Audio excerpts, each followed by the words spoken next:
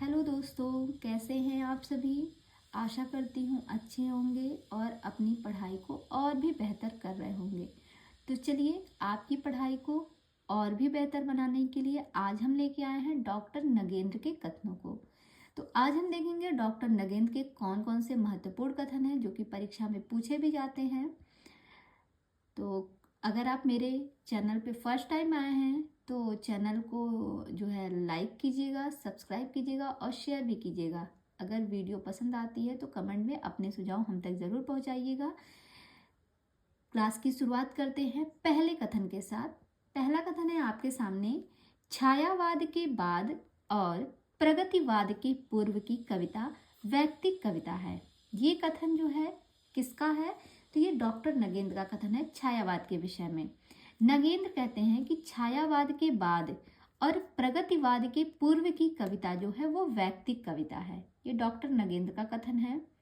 अगला कथन है आपके सामने, एक गहन बौद्धिकता इन कवियों पर शीशे की परत की तरह जमती जाती है।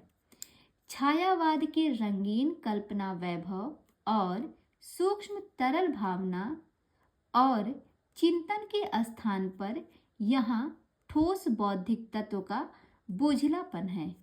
ये कविताएं अनिवार्य रूप से नहीं, सिद्धांत रूप से भी दुहर हैं। ये कथन जो है प्रयोगवाद के संदर्भ में कहा गया है। किसके संदर्भ में कहा गया है? प्रयोगवाद के संदर्भ में। और ये डॉक्टर नगेंद्र का कथन है। एक बार इनको फिर से पढ़ते हैं। प्रयोगवाद के संदर्भ में ये कथन है डॉक्टर नगेंद्र का। उनका कहना है कि एक गहन बौद्धिकता इन कवियों पर, किन कवियों पर? प्रयोगवादी कवियों की बात हो रही है।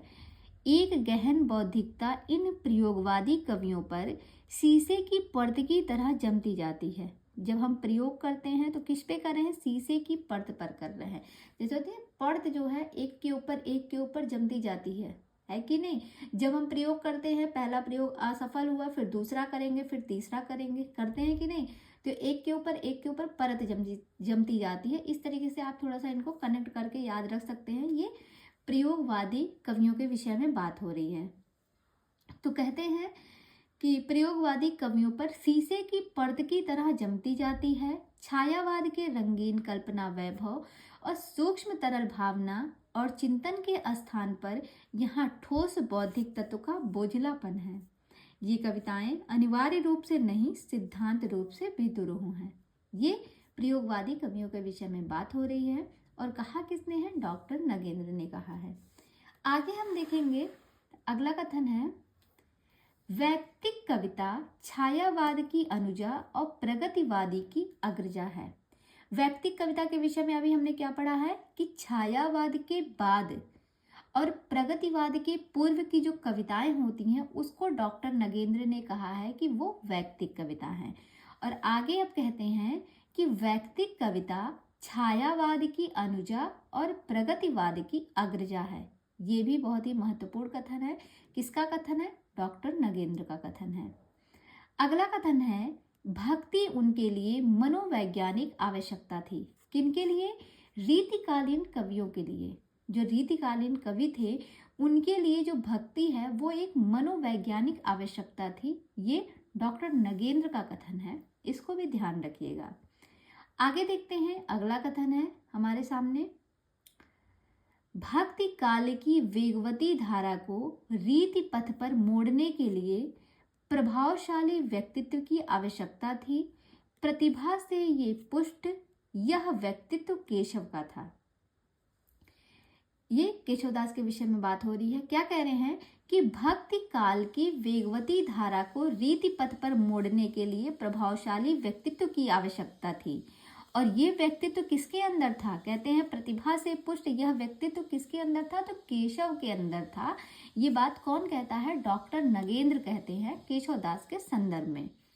आगे देखते हैं, यहाँ पे दिया है, यहाँ पे इनको थोड़ा सा आप कनेक्ट कर सकते हैं। लिखा है भक्ति काल की वेगवती धारा को रीति पथ पर मोड़ने के लिए। तो देखिए मोड़ने की बात हो रही है। यहाँ पे मोड़ने शब्द को याद रखिएगा। क्या लिखा है कि रीति पथ पर मोड़ने के लिए, मोड़ने की बात हो रही है। और किसके? केशवदास के विषय में। तो देखिए आजकल क्या होता है, जब लड़कियां जो होती हैं जिनके बाल लंबे लंबे होते हैं, आजकल वो लोग अपने बाल को मोड़वाती हैं। मोड़ना आप ये कह सकते हैं कर्ल करवाती हैं, है कि नहीं। अ, जिसके स्ट्रेट है वो कर्ल कराता है, जिसके कर्ली है वो स्ट्रेट कराता है। तो बाल को मोड़ने की बात हो रही है, यानी कि केश को मोड़ने की बात हो रही है। तो ये कौन कह रहा है? डॉक्टर नगेंद्र कह रहे हैं। तो अगर कभी आ गया है कथन और मान लिया केशवदास की बात ना करे, यहाँ पे बस आपको इतना रहे कि रीति पथ पर मोड़ने की बात हो रही है, तुरंत आप याद रखिएगा किसकी मोड़ने की बात, यानी कि बाल। आजकल लोग बाल को अपने कह सकते हैं कि उसको कर्ल करवाते हैं, मुड़वाते हैं कि थोड़ा सा रोल हो जाए। तो बस याद रखिएगा कि क्या चीज़ मुड़वाते हैं? बाल, यानी कि केश। और ये कथन कहा किसने है? तो ये डॉक्टर नगेंद्र ने कहा है। किसने कहा है? डॉक्टर नगेंद्र ने। इस तरीके से याद रख सकते हैं। अगला कथन है, पल्लव की भूमिका हिंदी के छायावाद के आविर्भाव का ऐतिहासिक घोषणा पत्र है।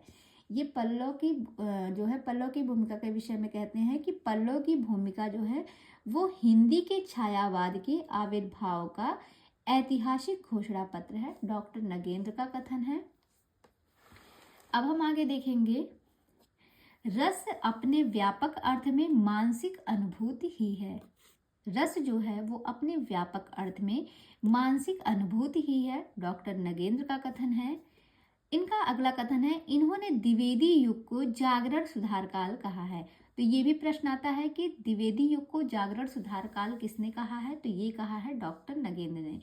तो आप बताइएगा, डॉक्टर नगेंद्र ने जो है आधुनिक युग को कौन सा काल कहा है? आधुनिक युग यानी कि भारतेंदु युग, सॉरी, द्विवेदी युग को इन्होंने जागरण सुधार काल कहा है। तो आप बताइएगा इन्होंने भारतेंदु युग को कौन सा काल कहा है? आगे चलते हैं। अगला कथन है, छायावाद स्थूल के प्रति सूक्ष्म का विद्रोह है। ये बहुत ही महत्वपूर्ण है। छायावाद के विषय में डॉक्टर नगेंद्र का कथन है कि छायावाद स्थूल के प्रति सूक्ष्म का विद्रोह है। अब हम देखेंगे डॉक्टर रामविलास शर्मा के कुछ महत्वपूर्ण कथन। बच्चन सिंह के डॉक्टर नगेंद्र के कथनों को हमने देख लिया। अब हम देखेंगे डॉक्टर रामविलास शर्मा के कुछ महत्वपूर्ण कथन। तो इसमें जो पहला कथन है वो है, भारतेंदु ने कोई नई भाषा नहीं चलाई, उन्होंने प्रचलित खड़ी बोली को साहित्यिक रूप दिया। ये कौन कहता है? ये रामविलास शर्मा कहते हैं कि जो भारतेंदु जी हैं उन्होंने कोई नई भाषा नहीं चलाई थी, बल्कि उन्होंने प्रचलित खड़ी बोली को ही साहित्यिक रूप दे दिया था। ये किसका कथन है? ये रामविलास शर्मा का कथन है। अगला कथन है, वे भारतीय जनता के उज्जवल भविष्य की पेशगी थी। ये किसके विषय में बात हो रही है? प्रेमचंद के विषय में कहते हैं कि जो प्रेमचंद थे वे भारतीय जनता के उज्जवल भविष्य की पेशगी थे। ये कौन कहता है? ये भी रामविलास शर्मा कहते हैं। कौन कहता है? रामविलास शर्मा कहते हैं। आगे बात करेंगे। अगला कथन है, ये सौंदर्य और उल्लास के कवि हैं, दुख और मृत्यु के भी। किसके विषय में बात हो रही है? निराला के विषय में बात हो रही है। सूर्यकांत त्रिपाठी निराला के विषय में रामविलास शर्मा कहते हैं कि निराला जो है सौंदर्य और उल्लास के कवि हैं, वहीं पर सुख और मृत्यु के भी। भाई अगर दुख है तो मृत्यु भी आएगी, और सौंदर्य व उल्लास के कवि भी इन्हें कहा गया है। किसे? निराला को। और कहा किसने है? रामविलास शर्मा ने कहा है। देखिए, जब विलास है यानी कि उसको दुख हो रहा है, और जब ज्यादा दुखी है तो वो मृत्यु के करीब पहुंच जा रहा है। इस तरीके से थोड़ा सा इन्हें याद कर सकते हैं। और किसके विषय में कहा गया है? निराला के विषय में कहा गया है। आगे हम देखेंगे। अगला कथन है आपके सामने, अभी दिख रहा होगा स्क्रीन पे जी। मुक्ति बोध की मुख्य समस्या है अपना वर्ग छोड़कर दूसरे वर्ग के साथ तादात्म्य स्थापित करना। ये कथन जो है रामविलास शर्मा का है। उनका कहना है कि मुक्ति बोध की मुख्य समस्या है कि अपना वर्ग छोड़कर दूसरे वर्ग के साथ तादात्म्य स्थापित करना। ये रामविलास शर्मा कहते हैं। अगला कथन है, देखिए मार्क्सवाद सिखाता है कि हर चीज पर डाउट करो। ये महत्वपूर्ण कथन है, मार्क्सवाद के विषय में कहा जा रहा है। तो रामविलास शर्मा कहते हैं कि मार्क्सवाद सिखाता है कि हर चीज पर डाउट करो। देखिए, जब इंसान मान लीजिए आप किसी रिलेशनशिप में हैं और आपके सामने जो है फैमिली की बात ही कर लीजिए, अगर भाई बहन है तो अगर जो है भाई को हमेशा अपनी बहन पे डाउट रहेगा, तो डाउट रहेगा तो भाई आज डाउट करोगे, दो डाउट मतलब कल डाउट करोगे तो डाउट को तो आप दूर नहीं कर पाएंगे। होता है ना, कहा जाता है कि अरे शक का कीड़ा जो थी, शक अगर किसी को शक करने की बीमारी हो तो इंसान उसको दूर नहीं कर सकता है। हर चीज़ का इलाज है लेकिन शक का कोई इलाज नहीं होता है। तो अगर आप किसी पे डाउट कर रहे हैं, हमेशा उसको शक की नज़रों से देख रहे हैं, तो आप ज़िंदगी में कभी खुश नहीं रह सकते। हमेशा विलास का ही जीवन जीना पड़ेगा आपको। आप हमेशा दुखी रहेंगे, कहीं ऐसा ना हो वो ये कर रहा हो, कहीं ऐसा ना हो वो मुझसे झूठ बोल रहा हो। तो इसीलिए कहा जाता है अगर आप किसी के साथ रिश्ते में हैं तो उस पर भरोसा करना सीखिए। हाँ, भरोसा रहेगा तभी आप ज़िंदगी में जो है जीवन को अच्छे से जी पाएंगे, खुश रहेंगे। तो थोड़ा सा आप इनको इसी चीज़ से कनेक्ट करिएगा कि मार्क्सवाद सिखाता है हर चीज़ पर डाउट करो, डाउट करो। अगर हम बहुत ज़्यादा डाउट करेंगे तो हमें विलास का जीवन जीना पड़ेगा। हमेशा हम जो है विलास का ही जीवन जिएंगे, यानी कि ये रामविलास शर्मा का कथन है। आगे हम देखेंगे, जितनी सफलता भारतीय युग के लेखकों को निबंध रचना में मिली उतनी कविता और नाटक में नहीं मिली। ये कौन कहता है? ये कथन जो है रामविलास शर्मा का है। उनका क्या कहना है कि जितनी सफलता भारतीय युग के लेखकों को उनके निबंध रचना पर मिली उतनी कविता और नाटक में नहीं मिली। ये रामविलास शर्मा कहते हैं। आगे हम देखेंगे, अगला कथन है, इनकी आलोचना गंभीर है इसलिए कि उनका आधार वस्तुवादी है। ये रामविलास शर्मा का कथन है। अगला कथन है, रुक जाइए, दिख नहीं रहा होगा। अगला कथन है आपके सामने कि हिंदी नई चाल में 1873 ईस्वी में नहीं ढली। यह काम बहुत पहले राजा शिव प्रसाद सितारे हिंद कर चुके थे। ये कथन जो है किसका है? रामविलास शर्मा का कथन है। इसी तरीके से कोई और भी लाइन कही गई है, पर यहाँ पर क्या कही गई है कि हिंदी नए चाल में 1873 में नहीं ढली। यह काम जो है बहुत पहले राजा शिव प्रसाद सितारे हिंद कर चुके थे। ये कौन कहता है? ये रामविलास शर्मा कहते हैं। अगला जो कथन है वो है हमारे सामने, पिछली संस्कृति से नाता तोड़कर हवा में नई संस्कृति को जन्म नहीं दिया जा सकता। ये कौन कहता है? ये रामविलास शर्मा कहते हैं कि पिछली संस्कृति से नाता तोड़कर हवा में नई संस्कृति को जन्म नहीं दिया जा सकता। नहीं तो आप भी क्या करेंगे? नहीं तो आप भी पूरी जिंदगी विलास करेंगे। तो ये किसकी हो जाएगी? रामविलास शर्मा की हो जाएगी। आगे देखेंगे, अगला जो कथन है, अंधेरे में आरक्षित जीवन की कविता है। अंधेरे में आरक्षित जीवन की कविता है। अंधेरे में अपराध भावना का अनुसंधान है। ये जो मुक्ति बोध की रचना है अंधेरे में, उसके विषय में जो है डॉक्टर रामविलास शर्मा का कथन है कि अंधेरे में आरक्षित जीवन की कविता है, अंधेरे में अपराध भावना का अनुसंधान है। ये रामविलास शर्मा का कथन है। अब हम देखेंगे अगला कथन है, जिसे हिंदी साहित्य का मध्यकाल कहा जाता है वह लोक जागरण का काल है। ये कथन किसका है? तो ये रामविलास शर्मा का है। उनका कहना है कि जिसे हिंदी साहित्य का मध्यकाल कहा जाता है वह लोक जागरण का काल है। अगला कथन है, सौंदर्य की वस्तुगत सत्ता होती है इसलिए यह शुद्ध सौंदर्य नाम की कोई चीज नहीं होती।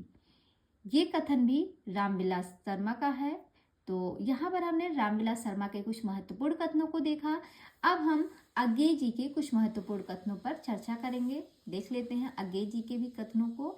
तो अज्ञे जी का जो पहला कथन है वो है, प्रसाद पढ़ाने योग्य हैं, निराला पढ़े जाने योग्य हैं और पंत जी काव्य भाषा सीखने योग्य है। तो यहाँ पर तीन लेखकों के विषय की बात हो रही है और किसने कहा है? ये कथन जो है सच्चिदानंद हीरानंद वात्स्यायन अज्ञे जी का है। तो इन्हें हम कैसे याद करेंगे?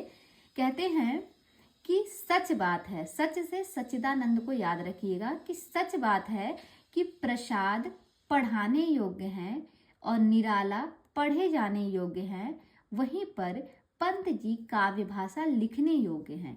ये बात सच है। सच से आप याद रखेंगे कि सच्चिदानंद हीरानंद वात्स्यायन अज्ञे के द्वारा ये कथन कहा गया है।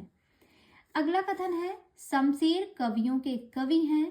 ये कथन जो है अज्ञेय का है, शमशेर के विषय में कह रहे हैं, शमशेर बहादुर सिंह के विषय में। इन्होंने शमशेर बहादुर सिंह को कवियों का कवि कहा है अज्ञेय जी ने। अगला है प्रयोगशील कवि मोती खोजने वाले गोताखोर हैं। किसके विषय में बात हो रही है? प्रयोगशील कवि, जो प्रयोगशील कवि हैं उनके विषय में बात हो रही है कि जो प्रयोगशील कवि जो हैं वो मोती खोजने वाले गोताखोर हैं। ये भी अज्ञेय का कथन है। अगला है कविता दो शब्दों के बीच नीरवता में रहती है। कविता जो है वो दो शब्दों के बीच नीरवता में रहती है। ये कथन किसका है? तो ये भी अज्ञेय का कथन है। तो कह सकते हैं कि सच बात है कि कविता दो शब्दों के बीच नीरवता में रहती है। सच बात से ये सच्चिदानंद हीरानंद वात्स्यायन अज्ञेय जी का कथन है। अगला है सच्ची कला कभी भी अनैतिक नहीं हो सकती। तो ये बात सही है? तो आप बिल्कुल कहेंगे बिल्कुल सही है, बिल्कुल सच है कि सच्ची कला कभी भी अनैतिक नहीं हो सकती। बस इनकी जितनी भी कथनाएं हैं आप उनको सत्य सत्य करके याद कर सकते हैं कि ये कथन किसका है? सच्चिदानंद हीरानंद वात्स्यायन अज्ञेय जी का। आगे हम देखेंगे अब इनके कुछ और भी महत्वपूर्ण कथन हैं। तो अगला कथन है हमारे सामने, हमें प्रयोगवादी कहना उतना ही सार्थक या निरर्थक है जितना हमें कवितावादी कहना। ये कौन कह रहा है? ये अज्ञेय जी कहते हैं। तो कहते हैं कि ये बात सच है कि हमें प्रयोगवादी कहना उतना ही सार्थक या निरर्थक है जितना हमें कवितावादी कहना। तो ये बात सच है, इस तरीके से याद रखेंगे। ये सच्चिदानंद की जो है सच्चिदानंद का कथन है। अगला है दुख सबको मांजता है। बात सही है, दुख सबको मांजता है। ये भी बात क्या है? सच है कि दुख सबको मांजता है। तो ये भी कथन किसका हो गया? सच है, यानी कि सच्चिदानंद हीरानंद वात्स्यायन अज्ञेय का है।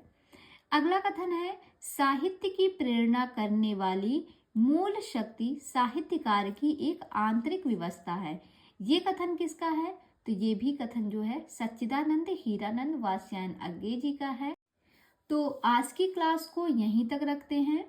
कल हम मिलेंगे एक कुछ अन्य लेखकों के साथ, उनके कुछ और भी महत्वपूर्ण कथन बचे हुए हैं, कल हम उनको भी देख लेंगे। तो आज की क्लास यहीं तक रखते हैं और क्लास जैसी भी आपको लगी होगी आप अपने सुझाव हम तक ज़रूर पहुंचाइएगा। और अगर चैनल पे फर्स्ट टाइम जुड़े हैं तो चैनल को लाइक कीजिएगा, सब्सक्राइब कीजिएगा, साथ ही साथ उन्हें अपने दोस्तों में शेयर भी कीजिएगा। धन्यवाद।